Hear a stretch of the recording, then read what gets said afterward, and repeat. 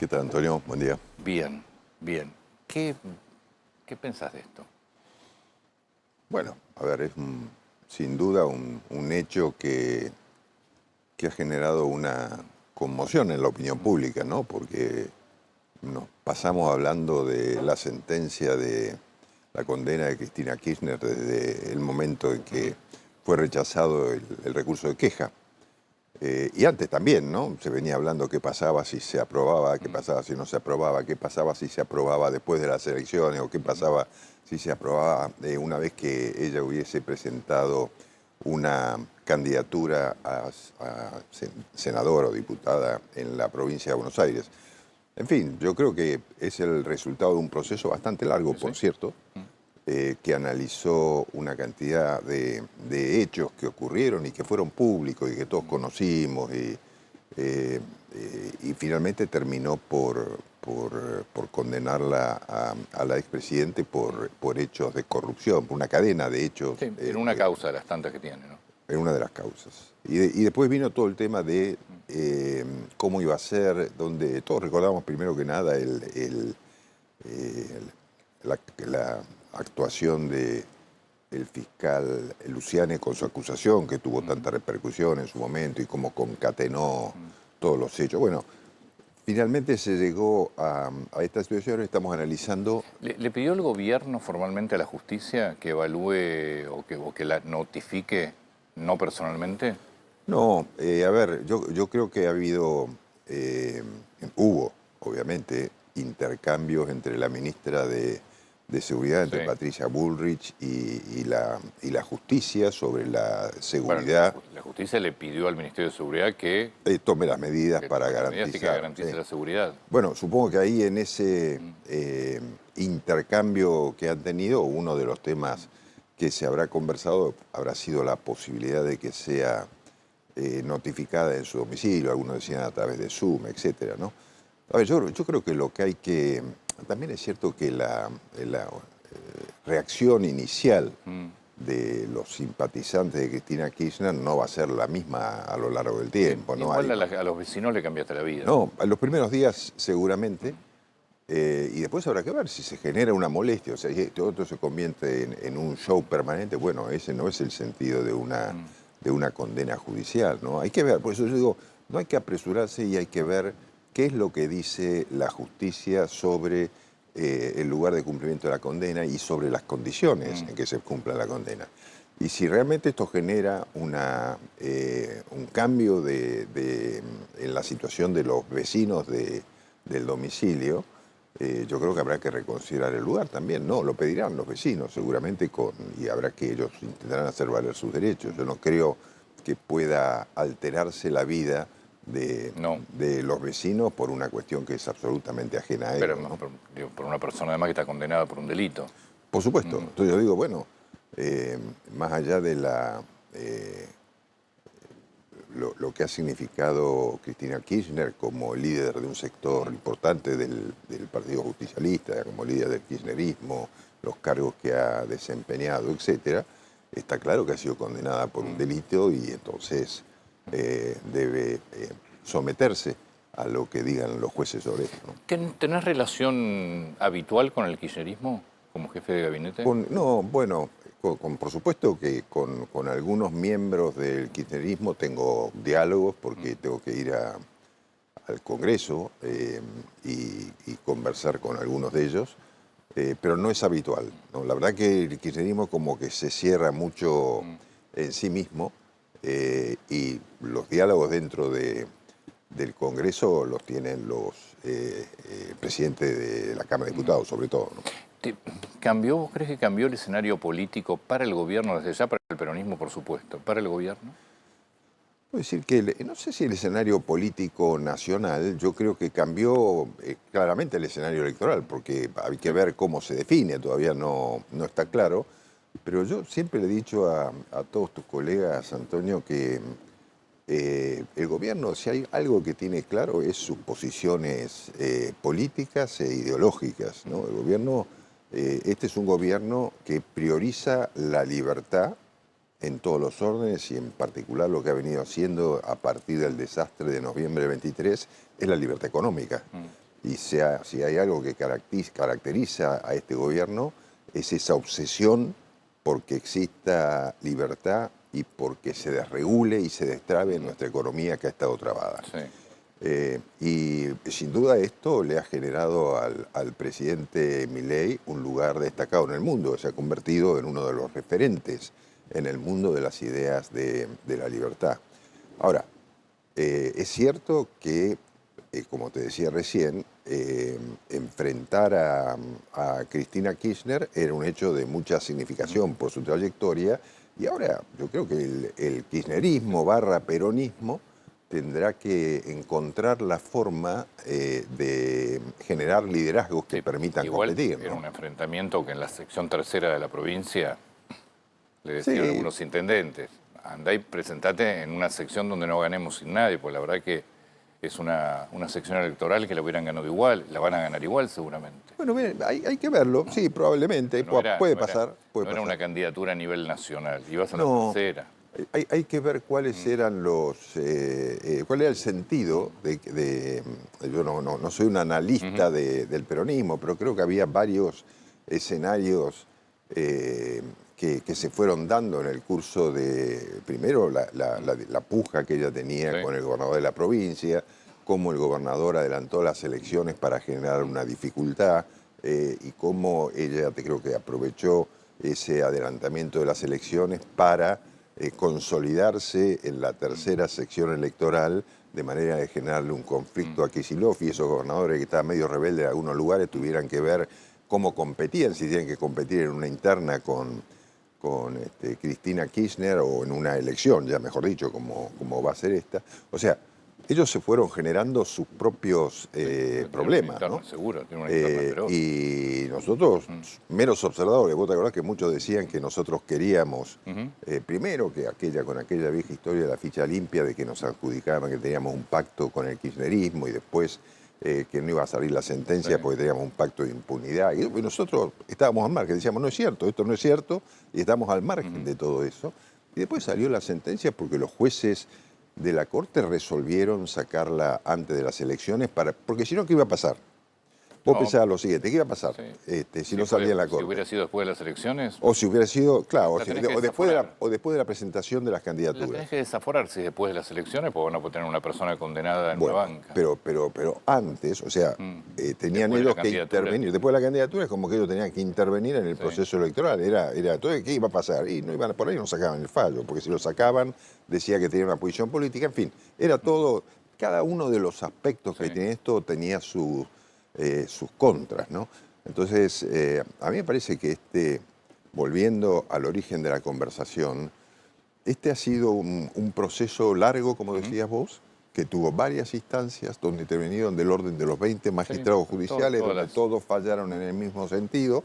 En fin, me parece que el tema no deja lugar a dudas para la mayoría de la gente. Es cierto que dentro de los seguidores del kirchnerismo, de Cristina Kirchner, bueno, obviamente ellos tratan de defender a su líder. Ahora, ¿cuánta gente es eso en términos nacionales? ¿Cuánta gente cuánta significación tiene eso en el voto popular? Yo no creo que sea demasiado, ¿no? El kirchnerismo está dejando entrever que va a ser mucho más difícil hoy negociar cualquier proyecto de ley en el Congreso. Y de hecho hay uno que es importante, que es el dinero de los dólares en el colchón, en el lenguaje nuestro vulgar.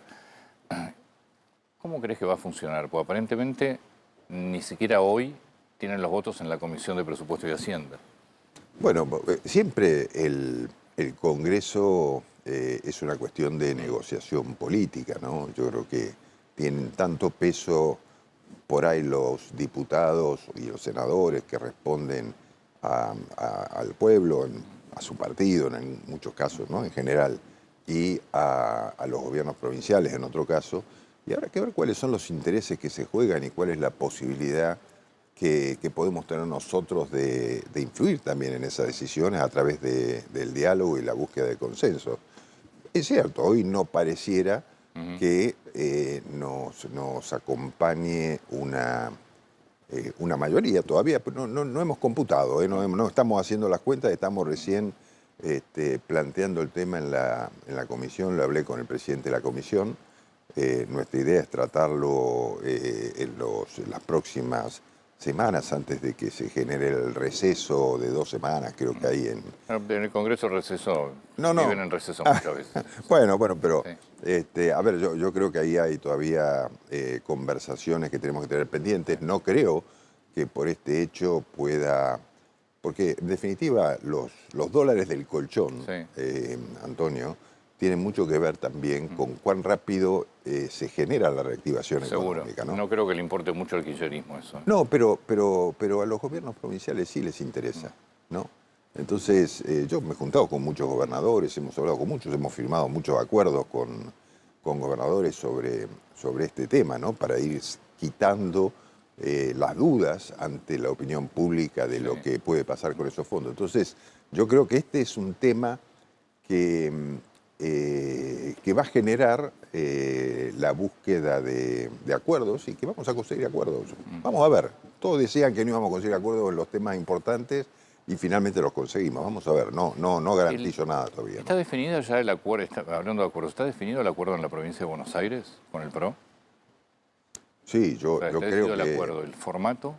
No, yo diría que hay un acuerdo básico de que queremos enfrentar en conjunto las elecciones, pues nos parece un momento importante. Las elecciones de octubre son importantes por varios temas. Primero porque obviamente lo que pretendemos es ganar un espacio más grande del que tenemos hoy en la Cámara, tanto La Libertad Avanza como PRO, ¿no? Todavía no está definido si hay otras fuerzas que quieran aliarse a la convocatoria que hizo el presidente Milei al inicio de su gobierno, aquella de que todos aquellos que compartan las ideas de libertad estamos abiertos a trabajar en conjunto. De modo que yo creo que la vocación es ir juntos. Siempre quedan las cuestiones personales y las cuestiones políticas de cómo se conforman las listas y bajo qué... No, y bajo qué nombre. Y bajo qué nombre, un acuerdo de partidos. y bajo qué nombre y con qué tipo de acuerdos vamos. Pero bueno, a mí me parece que lo que hay que entender, por un lado, es que el nuestro es un espacio político que conformó un nuevo partido que se llama La Libertad Avanza y que quiere consolidarse, porque representa hoy un espacio político de significación en el país. Porque, digamos, las cosas hay que decirlas como son. Muchos pueden no estar de acuerdo, pero desde que asumió el gobierno el presidente, no solo estabilizó la macroeconomía, como venimos diciendo ya desde hace rato, sino que reinsertó muy fuerte a la Argentina en el mundo. Digo, hay que reparar en los presidentes que han visitado la Argentina. Ahora va a venir el primer ministro de la India también. Hay que reparar en los viajes que ha hecho el presidente. Yo, contrariamente a lo que dice mucha gente, yo le digo al presidente que viaje. Que es importante la presencia de nuestro país con una figura tan fuerte y tan popular en el mundo como es Javier Milei. Y eso significa hacer conocer nuestro país y las oportunidades que tiene nuestro país. Entonces, ahora en este momento, por ejemplo, está... El presidente de YPF está en Estados Unidos. La semana pasada estuvo en Italia firmando el acuerdo con el ENI. Todos esos temas de significación para la Argentina. ¿Se van a ver los resultados mañana? No.